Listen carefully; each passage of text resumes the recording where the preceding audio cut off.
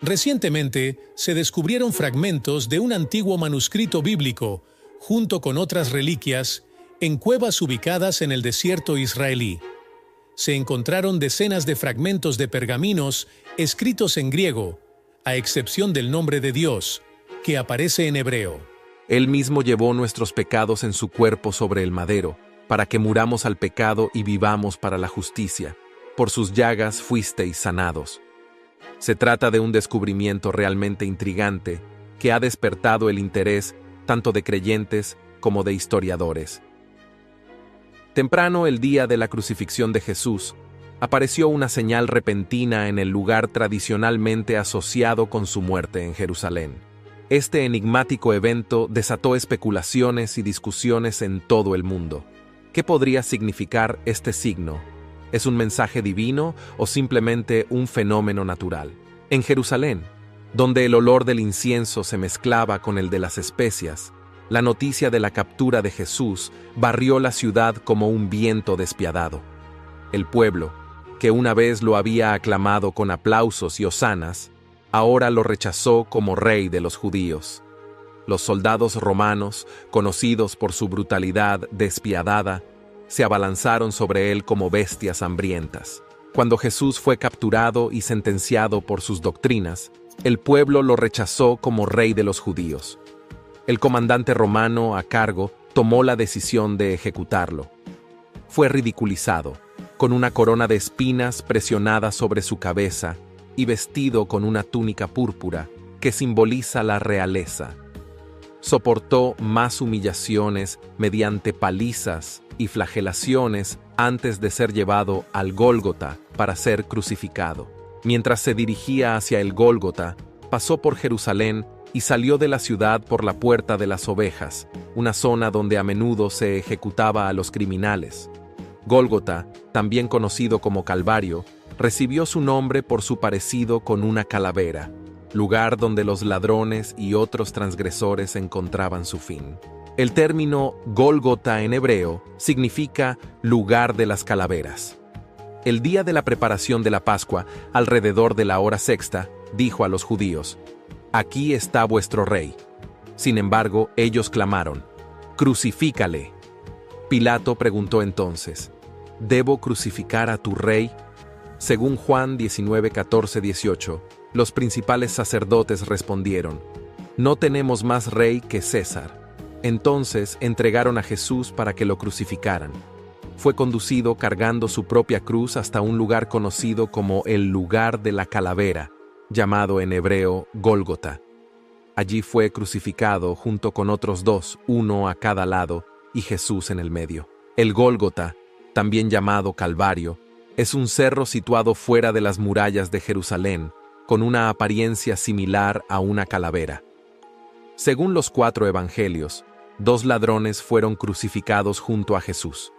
Uno de ellos reconoció a Cristo como Dios y recibió la promesa de salvación. Este sitio ha sido históricamente venerado desde que la reina madre Helena, madre del emperador Constantino, lo identificó en el año 325 después de Cristo. En este lugar tradicionalmente reconocido se construyó la iglesia del Santo Sepulcro. En los evangelios, el término cráneo se utiliza para describir el lugar fuera de Jerusalén donde Jesús fue crucificado. Marcos 15:22, traducido significa: «Entonces llevaron a Jesús al lugar llamado Gólgota», que significa el lugar de la calavera. Aunque a menudo se traduce como cráneo en inglés, skull se refiere más específicamente a la parte del cráneo que contiene el cerebro. En latín, esta parte se llama Calvari locus, dando lugar al término inglés Calvary. Por tanto, las diferentes nomenclaturas, como Gólgota y Calvario, derivan de las traducciones hebrea y latina, respectivamente, de los evangelios canónicos.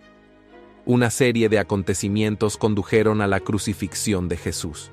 Inicialmente fue arrestado y juzgado por el Sanedrín, el consejo religioso judío.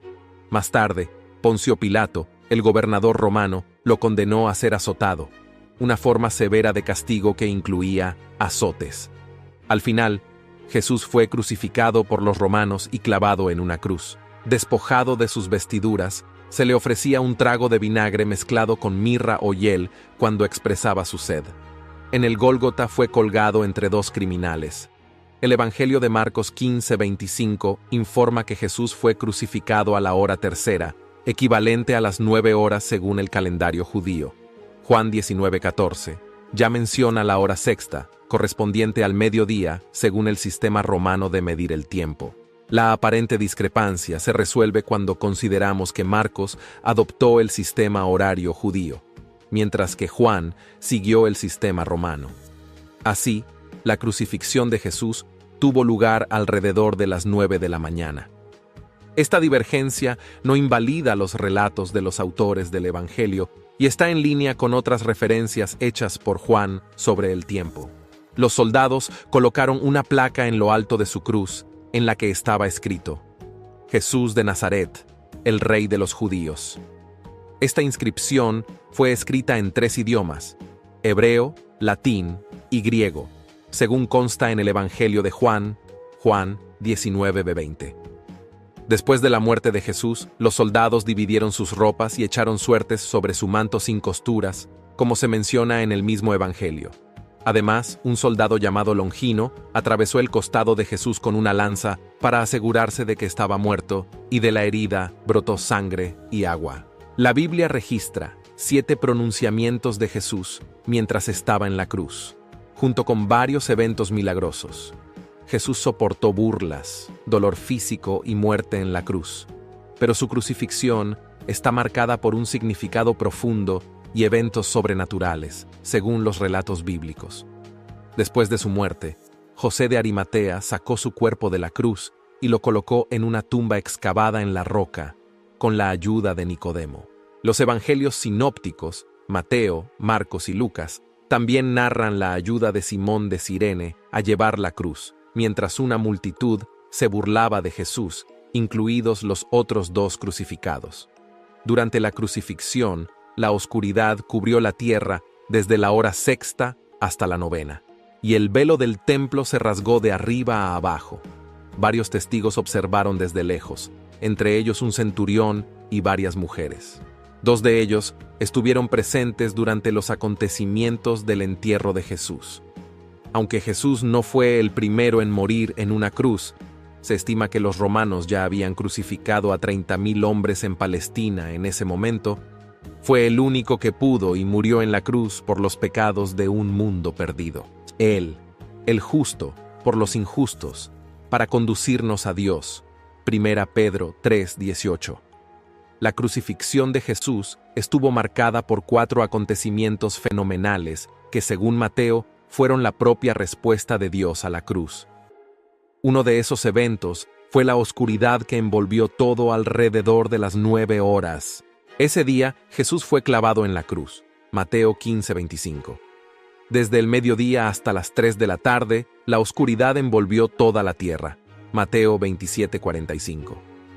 Esta oscuridad conlleva un profundo simbolismo en el Antiguo Testamento, a menudo asociado con el juicio.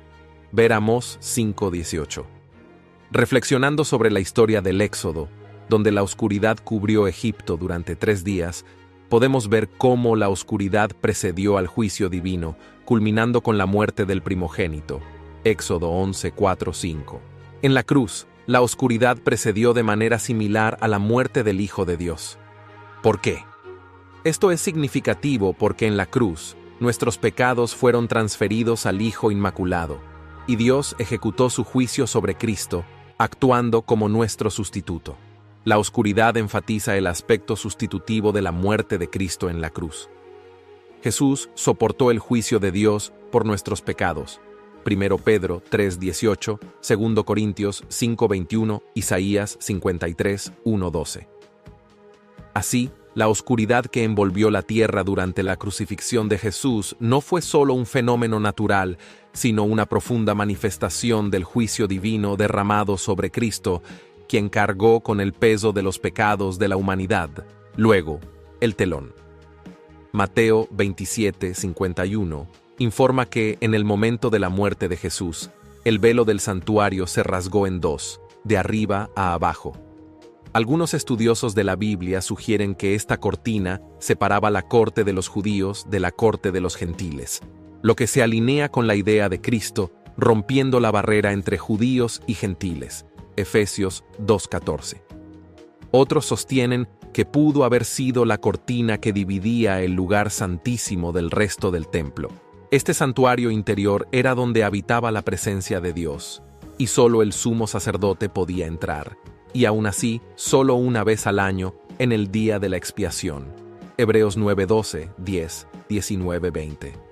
El rasgado de este telón tiene un profundo significado simbólico, ya que simboliza que, a través de Cristo, el acceso a Dios ahora está abierto a todas las personas. El hecho de que el desgarro se produjo de arriba a abajo indica que fue un acto divino y no algo hecho por manos humanas. Hebreos 9:12, 10, 19, 20. Por lo tanto, el rasgado del velo del templo marca un momento crucial en la historia, lo que significa que el acceso a la presencia de Dios ya no está restringido, sino abierto a todos a través de Jesucristo. El tercer evento es el terremoto. Mateo 27:51 también informa que en el momento de la muerte de Jesús, la tierra tembló y las rocas se partieron. Aunque los terremotos no eran infrecuentes en Palestina, este fue extraordinario. Su momento y los acontecimientos que lo acompañaron sugieren que no fue un suceso natural, común y corriente. En la Biblia, los terremotos a menudo marcaban momentos importantes de revelación divina o actos únicos de Dios. Por ejemplo, cuando Dios se apareció a Moisés en el monte Sinaí para librarlo. Cuando Jesús murió, todo el monte tembló violentamente. Éxodo 19:18. Algunos eruditos, como Warren, conectan el terremoto ocurrido durante la muerte de Jesús con este evento, sugiriendo que significó el cumplimiento de las demandas de la ley en Cristo. Además, los estudiosos han establecido una conexión entre el terremoto que partió las rocas tras la muerte de Jesús y el desgarro del telón del templo. Stuart Weber sugiere que el terremoto simbolizó la profunda revolución que se produjo al abrirse el telón, reflejando la inmensa importancia del acontecimiento. El terremoto ocurrido en el momento de la muerte de Jesús no fue solo un evento geológico, fue una poderosa señal del significado cósmico del sacrificio de Cristo y del cumplimiento del plan divino de Dios. Por último, los muertos resucitaron durante los acontecimientos que rodearon la muerte de Jesús. Mateo 27:52 dice que también se abrieron los sepulcros, y muchos cuerpos de los santos que habían dormido fueron resucitados. La apertura de las tumbas probablemente se produjo debido al terremoto que ocurrió al mismo tiempo. Sin embargo, el verdadero milagro fue la resurrección de muchos santos de entre los muertos. Estos individuos habrían sido personas justas de la era del Antiguo Testamento.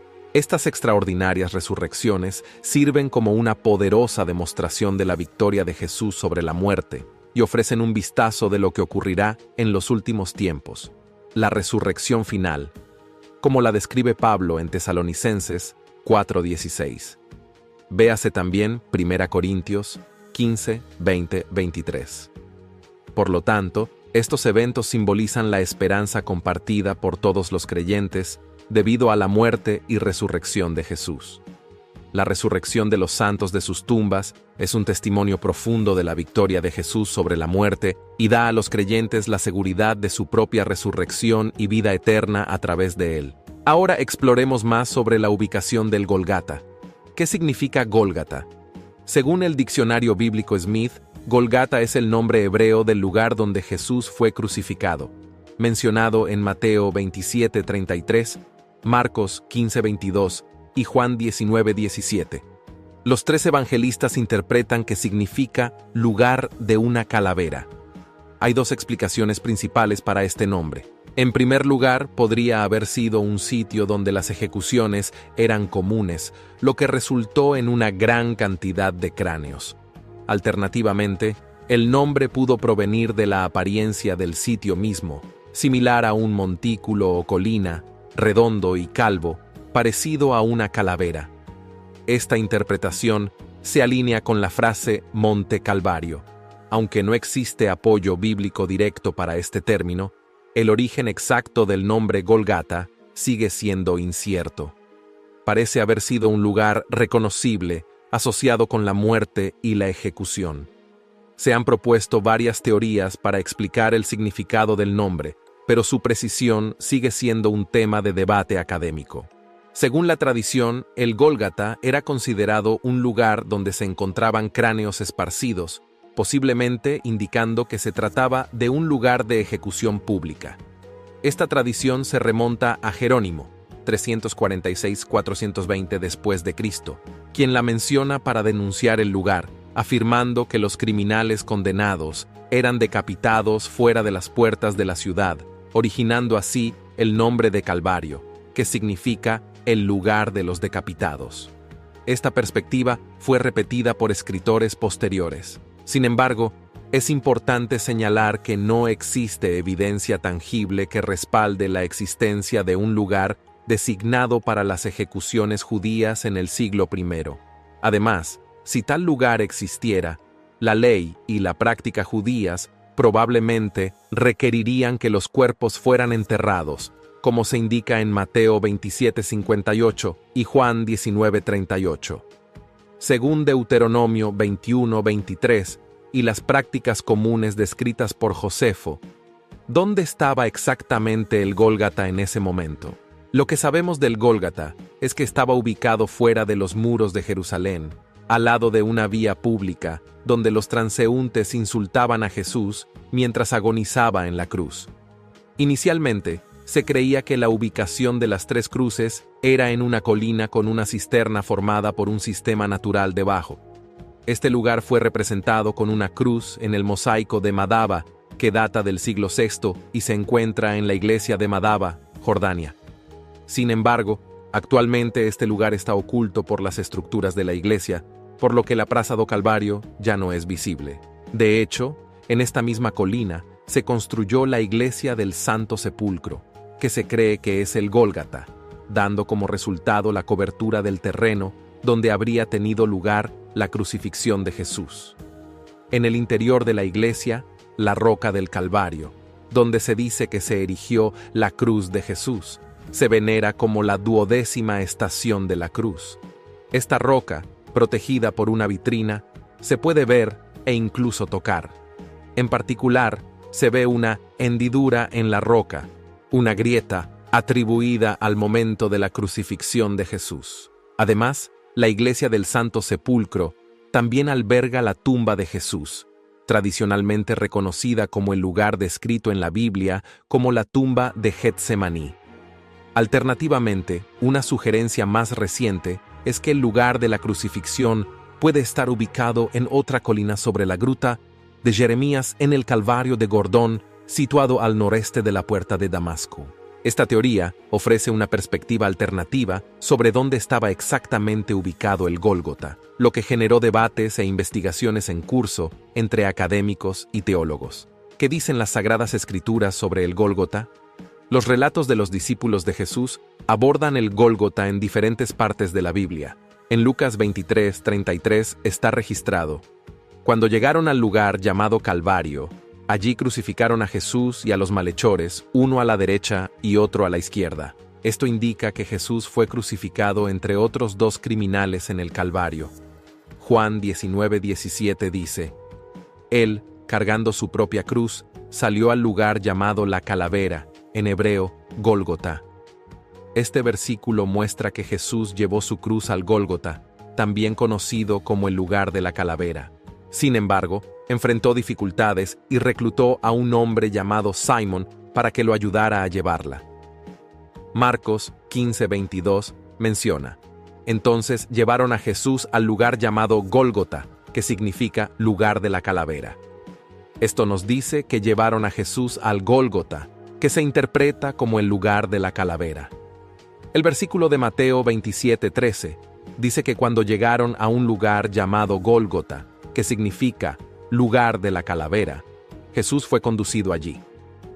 Como está registrado en el Evangelio de Juan, somos testigos de la presencia de la Madre de Jesús, María, acompañada por su hermana, María de Cleofás y María Magdalena, Juan 19:25.